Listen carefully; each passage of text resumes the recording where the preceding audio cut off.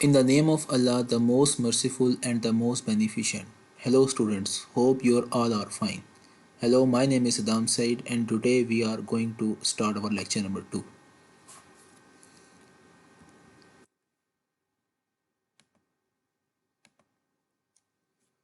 Lecture number 2 is based on generation of computer. So, talk about what is generation. Generation is that कि अभी तक computer जब से दुनिया शुरू हुई है तब से लेके अब तक कंप्यूटर कितनी बार इस दुनिया में कितने तरीक़ों से आ चुका है कि जब शुरू के कंप्यूटर्स आए तो वहाँ पे किस तरह के कंप्यूटर्स आना शुरू हुए, उन्हें किस तरह से रखा जाता था, उनकी साइज़ क्या होता था, कितनी इलेक्ट्रिसिटी जाती थी। तो उस बेस पर हमारा जो सारा टॉपिक होगा आज का वो चलेगा। अगर आप कंप्यूटर की डेफिनेशन हमने लास्ट लेक्चर के अंदर कर ली थी, इसको अगर एक बार गो थ्रू कर लें तो यू नो डैट ये computer is an machine that manipulate data according to a set of instruction.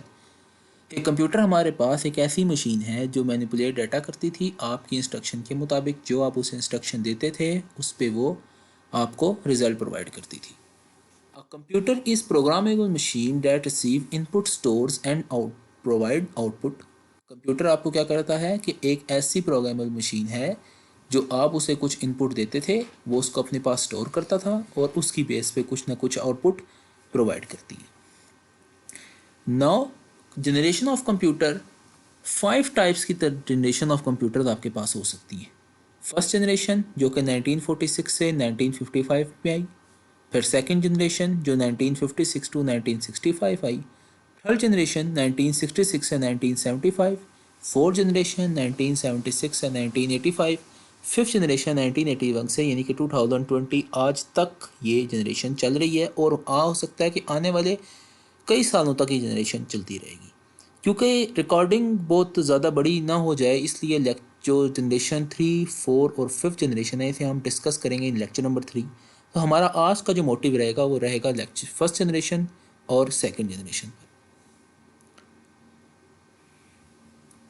अब फर्स्ट जनरेशन कंप्यूटर की अगर हम बात करें तो first generation computer use vacuum tube, magnetic tape drives and magnetic core memories were develop. आप देखें कि हमारे पास जो फर्स्ट जनरेशन कंप्यूटर है उसमें 3 तरह की चीज़ें इस्तेमाल हो रही हैं। First vacuum tubes, second magnetic tape drives और थर्ड जो है वो magnetic core memories. Vacuum tube आपके पास एक ऐसी ट्यूब्स होती हैं जो एक कमरे के साइज जितनी बड़ी ट्यूब्स होती थी। ये ऐसी ट्यूब होती थी जो आप एक कंप्यूटर को रन करने में मदद देती थी।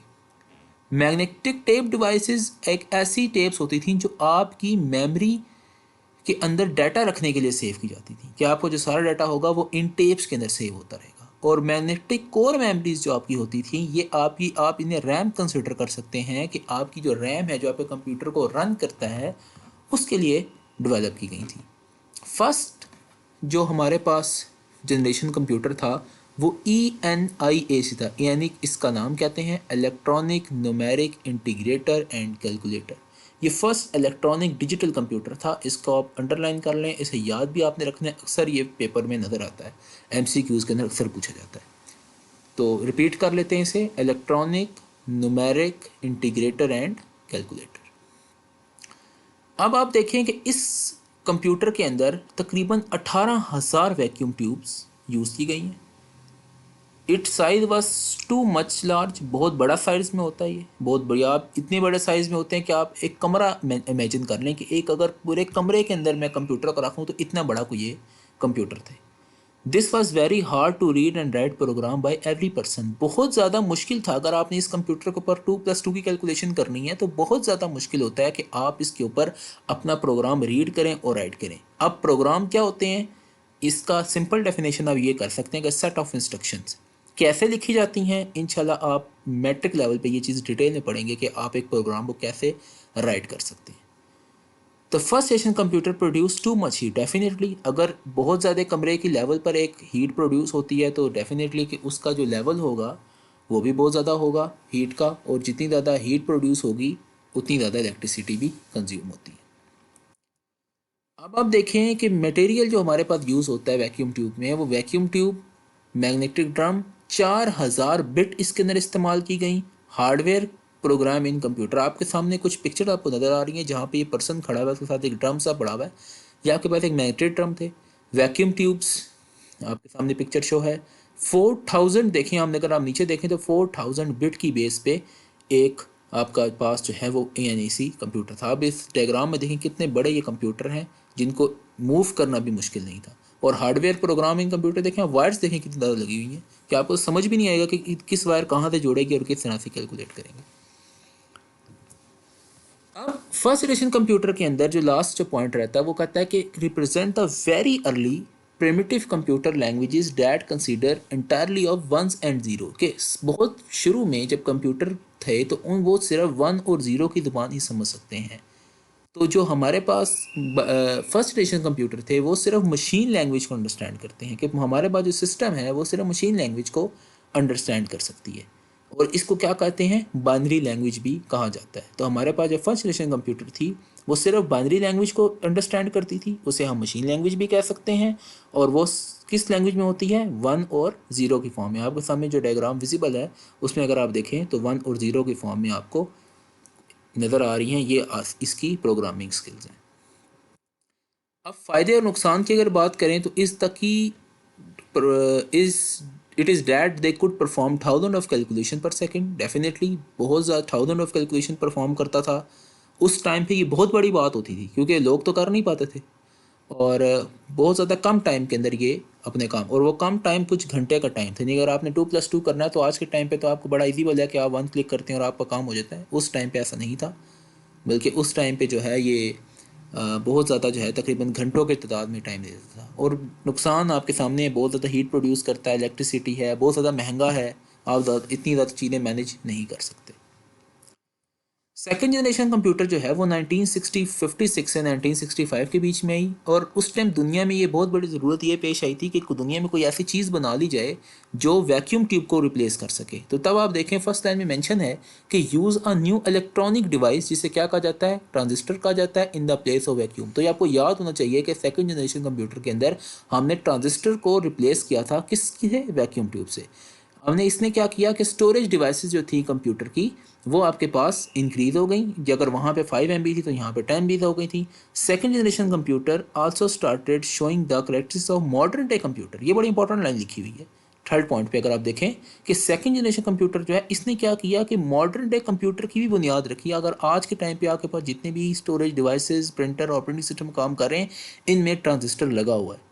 और many financial information were process during these computer, आपकी जो कॉस्ट है वो भी काफ़ी कम हो गई। अगर आज आपने USB लेनी है तो आपको बहुत सस्ते कॉस्ट में प्रोवाइड थी, जबकि उस टाइम पर ऐसा नहीं था।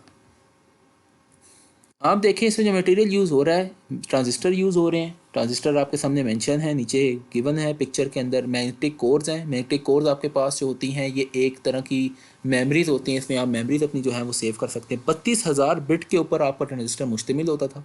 ये पर्सन जिसके जो सामने है वो उस टाइम के ट्रांजिस्टर कुछ इस तरह के होते थे। और पंच कार्ड आपके पास कुछ ऐसे कार्ड होते थे जिसमें आपका जो डाटा है वो डिजिटल फॉर्म में सेव हो सकता है। तो इसको मिला के ट्रांजिस्टर बनाया गया। सेकेंड जनरेशन कंप्यूटर के अंदर भी जो स्टेप थे वो फर्स्ट जनरेशन कंप्यूटर से लिए गए। डेफिनेटली कि फर्स्ट जनरेशन कंप्यूटर में कुछ प्रॉब्लम थे तो सेकेंड जनरेशन ने उसको कुछ हद तक क्या किया, कवर किया। Also use for symbolic name instead of just number. हमने क्या किया कि उसने सिंबॉलिक नेम भी कुछ यूज़ किए थे इंस्टेड ऑफ कुछ नंबर के। पहले कुछ नंबर ही थे लेकिन अब वो कुछ सिंबॉलिक जो नंबर्स थे उनको भी विजिबल कर रहा था। जैसा कि पहले सिर्फ अगर 2+2 करते थे तो 4 आंसर आता था, लेकिन अगर आपने 2+ $साइन या इसकी आपस में कैलकुलेशन परफॉर्म करनी है तो ट्रांजिस्टर इसको करने के लिए भी अलाउ करता था। Second generation languages are known as assembly language. Second generation language को असेंबली लैंग्वेजेस भी कहा जाता है। फर्स्ट लैंग्वेज में हम ये बात पढ़ चुके हैं डिटेल से कि हमने फर्स्ट जनरेशन कंप्यूटर के अंदर बाइनरी लैंग्वेज पढ़ी और सेकेंड जनरेशन के अंदर जो है वो असेंबली लैंग्वेज यूज़ होती थी। दोनों में इतना फ़र्क नहीं है, सिर्फ फ़र्क ये आता है कि जो मशीन लैंग्वेज होती है वो यूज़र लिख सकता है, जबकि बाइनरी लैंग्वेज है वो यूज़र ख़ुद से उसमें प्रोग्राम टाइप नहीं कर सकता, क्योंकि वो बहुत ज़्यादा कम्प्लेक्स होते हैं और कम्प्लेक्स प्रोग्राम यूज़र के अंडरस्टैंडिंग से बाहर होते हैं। इसलिए ये आपने बात याद रखनी है कि फर्स्ट जनरेशन कंप्यूटर के अंदर बाइनरी लैंग्वेज यानी कि 0 और 1 यूज़ की गई थी और सेकेंड जनरेशन लैंग्वेज के अंदर असेंबली लैंग्वेज को यूज़ किया गया था। लास्ट लाइन अगर आप देखें तो code written in an assembly language is converted into machine language. जब हम कोड लिखते हैं मशीन लैंग्वेज के अंदर तो वो क्या करता है, इसे कन्वर्ट असेंबली लैंग्वेज में जब हम कोड लिखते हैं तो उसे क्या करता है, मशीन लैंग्वेज के अंदर कन्वर्ट करता है। क्योंकि मशीन लैंग्वेज के अंदर यूज़र कोड लिख सकता है लेकिन मशीन लैंग्वेज के अंदर कोड नहीं लिख सकता। आप असेंबली लैंग्वेज में कोड लिखते हैं और असेंबली लैंग्वेज में कोड है वो मशीन लैंग्वेज में कन्वर्ट हो जाता है, जिसकी वजह से जो आपका जो कोड है वो रन हो जाता है। इसके भी कुछ फ़ायदे और नुकसान हैं। Smaller in size as compare to first generation computer, definitely आप ये समझ लें कि ट्रांजिस्टर आपके एक हाथ जितना है और वैक्यूम ट्यूब पूरे कमरे के साइज़ जितना, तो डेफिनेटली साइज़ बहुत स्मॉल हो गया। मोर रिलायबल, बड़ी आसानी से हम इधर उधर लेके जा सकते हैं। डेफिनेटली जब वो छोटा हो गया तो उसमें हीट जो जनरेट थी वो कम हो गई।